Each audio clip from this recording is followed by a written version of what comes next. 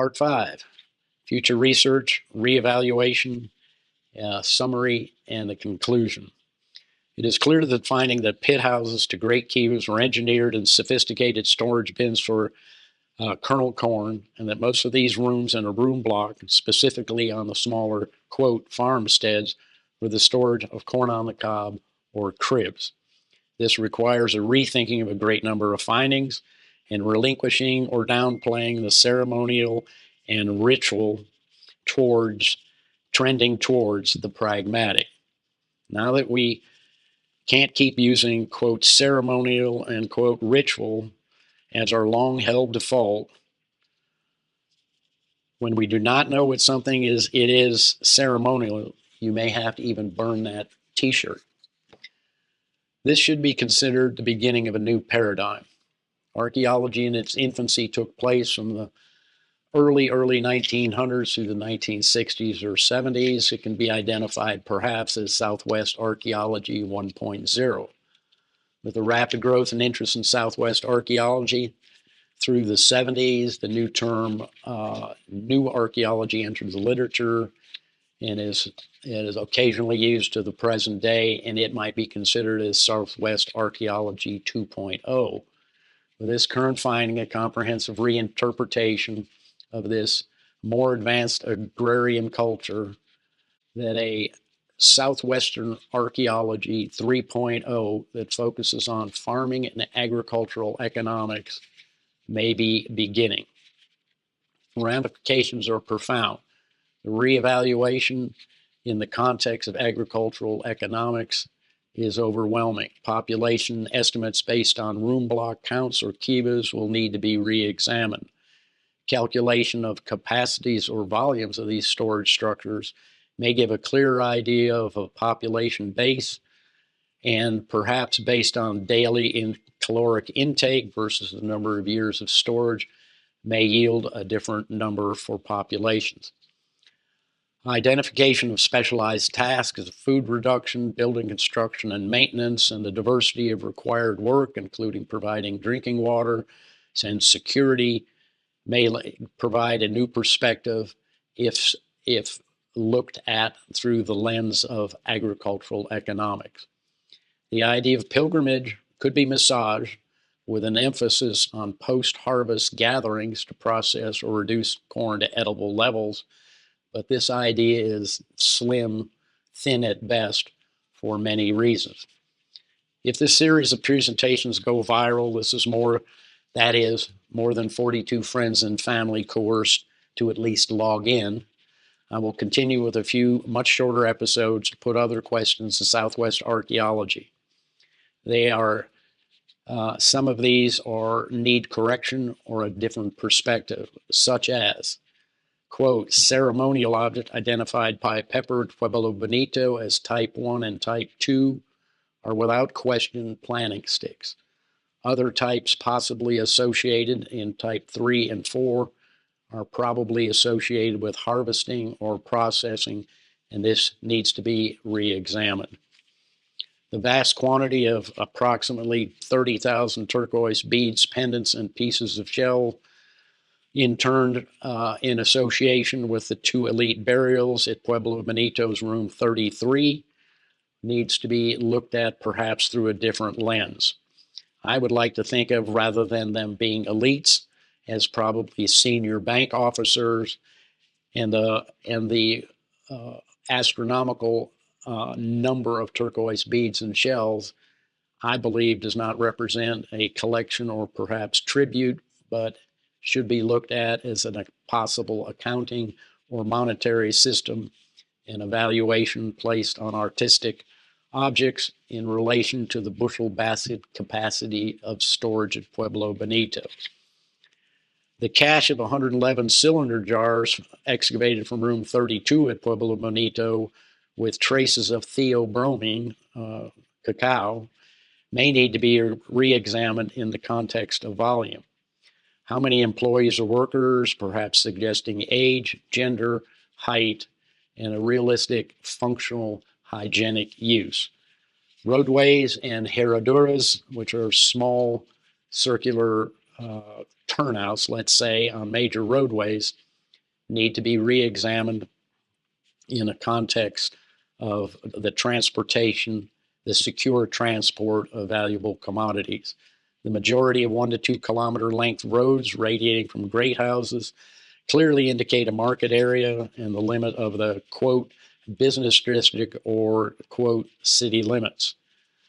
Ball carts, located mostly in the Hopi region of Arizona, specifically Snakedown, need to be reevaluated as irrigation and fertilizer reservoirs because of their associated nearby complex irrigation systems and the need in a near desert environment for periodic irrigation. The logistics of transport into Chaco Canyon deserves a re-examination. Would it be easier to lower baskets of corn over the lip of the canyon directly below to Pueblo Benito, or to carry loads kilometers away to Pueblo Alto and carry loads of corn and other produce down a series of steps carved into the cliff face and then kilometers along the valley floor back to Pueblo Benito? Probably not. The pinnacle rock overhang at Pueblo Benito was shored up in ancient times, suggesting that they're not only a danger to the structures, but also maybe that it had been useful. It only collapsed in 1941, and if I believe the edge of this collapsed rock could be unearthed, there may be evidence of rope abrasions or other indicators. The list of theses and dissertations is long. To clarify, to give credit to a far more advanced culture and this agricultural economic system. A, quote, system that met its demise after severe decline, environmental and soil conditions, and more than a 20-year drought where the decline was even more than the, quote, system could endure. So after all of this time, after 16 years plus at Chaco Canyon, so that brings us to where's our understanding of Pueblo Benito, the other great houses in Chaco Canyon, the seminal project of the Chaco Project from 1970 to 86.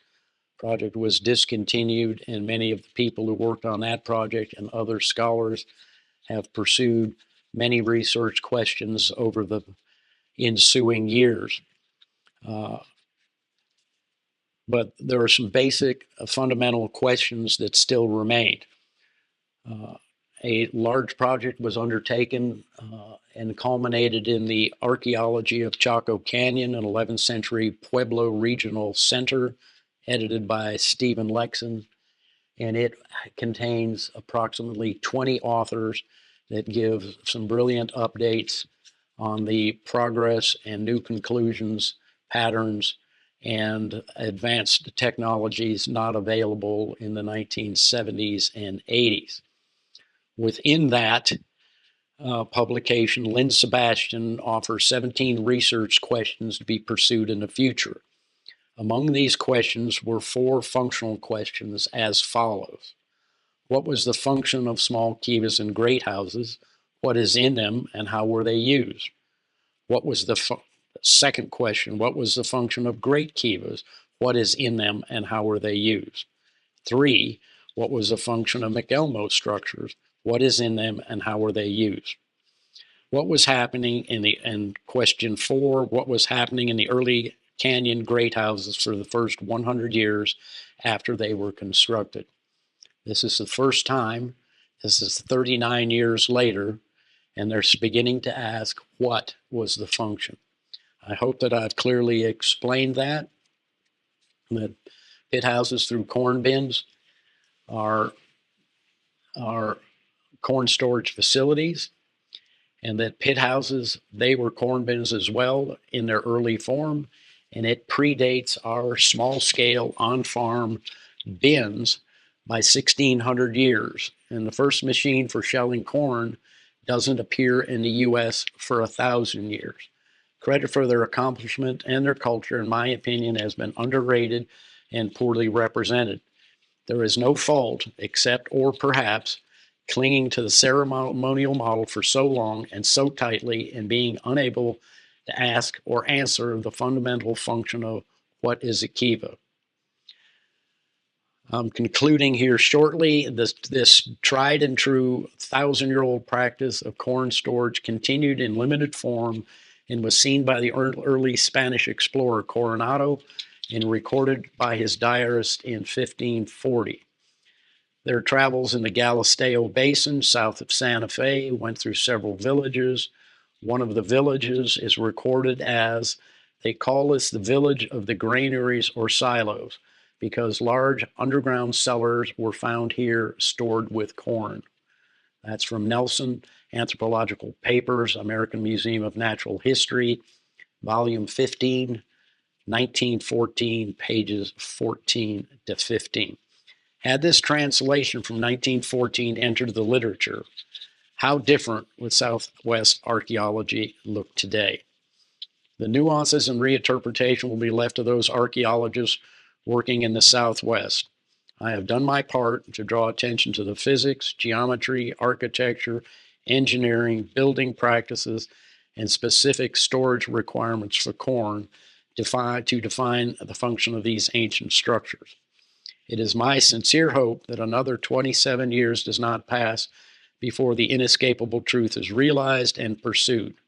I have joked for decades that my final wish is to visit Pueblo Bonito and Chaco Canyon in my wheelchair, replete with oxygen and diaper, and have the Park Service tour guide explain Pueblo Bonito as a ritual pilgrimage center with 32 religious round underground chambers, and mention another alternative, that the Great House was a food bank similar to today's modern cooperative grain elevators, and Kivas were highly sophisticated and engineered structures or bins for the storage of kernel corn. If my address can't be found in Natchez, please check Magnolia House or the Beehive Retirement Home. Thanks. I hope you are intrigued and look at the facts.